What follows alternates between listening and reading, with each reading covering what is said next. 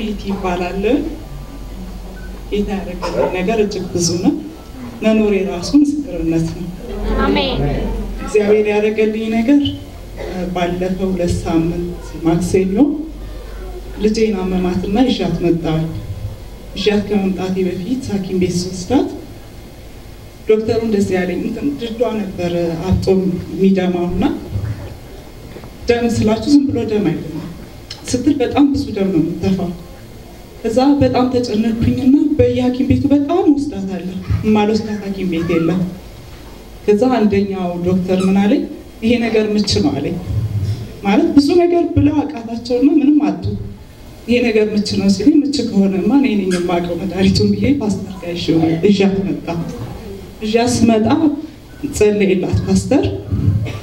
ሄድን ወደ ቤት ሄደን ማክሰኞ ሄደን ሮብ ዕለት ትምህርት ቤት ወስዳት ያደም ቀጥሏልና ለምንድን ነው ማታሳክሚያት እቺ ልጅ አለችኝ ቢሷ። ከዛ በጣም አዝኜ ወዲያው ሌላ ሐኪም ቤት ይሻት ሄድኩኝ። ማታ ላይ ነበረ ሲያስሄድ ዶክተሩ 7 አይነት ላብራቶሪ ምርመራ አዘዘላት። ሲያዝላት አላወኩም። እኔ ዝም ብዬ አሽሻት ሄድኩኝ። ጠዋት ምግብም አልበላችም። እንዳትሸና ማድረግ 4 ዓመት ልጅ ነች። ሶስታት አንደኛው ምርመራ በአብሬሽን የተጻፈውና አላወኩም። ዶክተሩ ከእንደገና ይጻፍልሻለች። እሺ ብዬ ዶክተሩ ጋር ተመልሼ ሄድኩኝ። ጻፍልኝ። አይ ግድ የለሽም እንደዚህ ያለችሽን በስልክ አገናኝኝ አለኝ።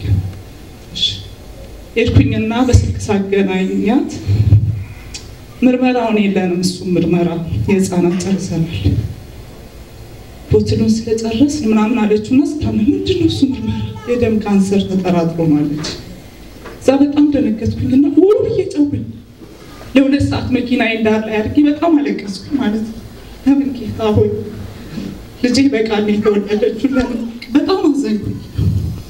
ከዛ ሆስፒታል ይዣት መጣሁና የለም ምርመራው። ከዛ ያሾ ባለቤት ልጅ ዶክተር ነገሮች ነው ኮስቲ ምናምን አለችኝና አንደኛው ላብራቶሪ ኬሚካሉ አለ አንደኛው ቦትሉ አለ ብላ ምርመራው ተገኘ ማለት ነው። ከዛ ስትመረመር 7 ቀን መቆየት አለበት ገና ውጤቱ ለመውጣት። 7 ቀን እንዴት ነው የምቆየው? እኔ በጣም ከበደኝ። በቃ ልጅ አሁን ነው የምትሞተው እያልኩኝ ፈራሁ ማለት 1 ዓመት ያህል ራሱ ያው በጣም ነው የምትቀንሰው ኪሎ አገዝ ዝም ብዬ ነበር ያስኳት። አሁን ግን ፈራሁ፣ ሞትን ፈራሁ። እንዴ ልጅ ልትሞት ነው እንዴ? በጣም ፈራሁ። እንደዚህ እያልኩኝ እጸልያለሁ። ፓስተር ይሄ ዘይት ለካንሰር በምናምን ብሎ ብዙ ሲናገር ነበር። የመጀመሪያ ቀን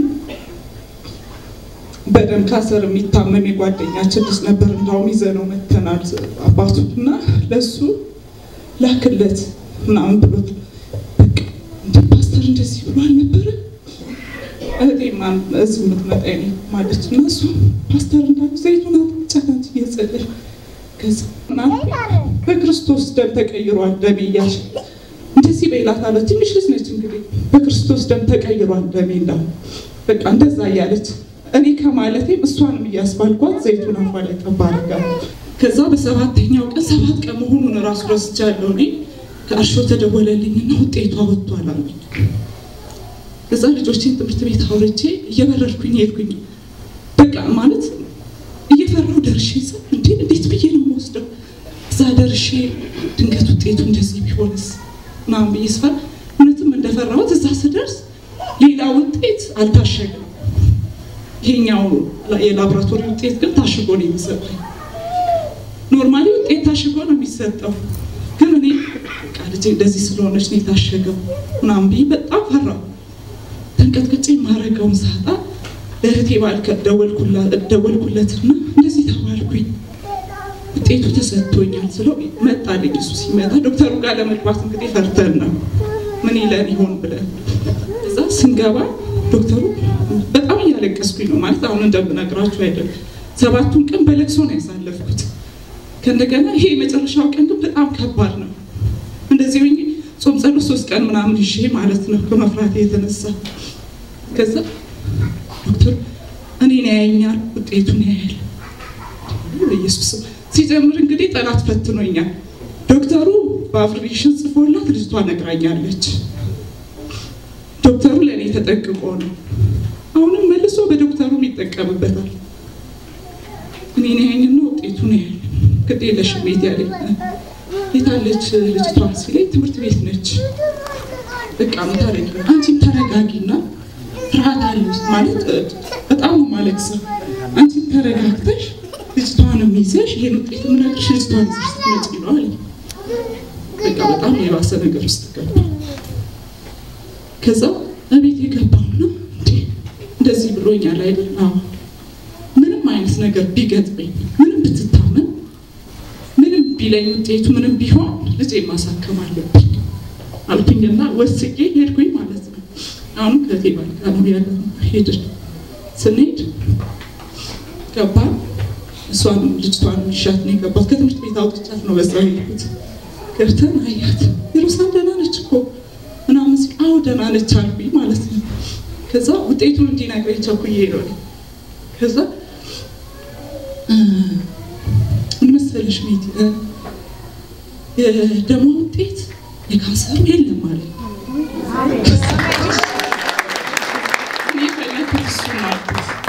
ሌላው ትሪት ተደርጋ ትድናለች የሚለውን አሰብኩኝ። እኔ የምፈልገው እሱን ብቻ ነው ዶክተር አሉት። ስኳር ኪድኒ ምናምን ብዙ አይነት ነገር ነው እንግዲህ ያዘዘላት። የ4 ዓመት ከ4 ወር ልጅ ነች። ከዛ እሺ ልክ እንደዚህ ሲለኝ ሌላ ምን ተገኘ ታዲያ አልኩት። ላብራቶሪ የሚያሳየው የደም ባክቴሪያ ይታይበታልና ይሄ የደም ባክቴሪያ ደግሞ በጣም ክትትል የሚያስፈልግና አስተኝቶ መታከም ያለባት ነገር ነች። እሷን ሳያት ደግሞ ደህና ነች። ይሄ ባክቴሪያ የሚገኘው ተኝተው ባሉት ውስጥ ነው አለኝ። ልጅ ያልተኛችው በቃ ተዋልኩት። እስቲ ኪሎዋ ነው የሚቀንሰው ድዷ ነው የሚደማው እንጂ ሌላ ነገር የለም። ትኩሳት ግን ከመስከረም ጀምሮ እስካሁን ድረስ 40 ምናምን ነው የሚሆነው ማለት በቃ ትኩሳቱ በጣም ሀይ ነው። እንዴ ከትምህርት ቤት ራሱ ምንድነች እቺ ልጅ ምናምን ነው የሚባለው ማለት ነው። ፋይናሊ ጠላት አፈረና እግዚአብሔር ልጄን ደህና አደረገ። የሚገርማችሁ ነገር ከዛን ቀን ጀምሮ ውጤቱ ከተነገረኝ ቀን ጀምሮ ድዷ ደምታ ያውቃል።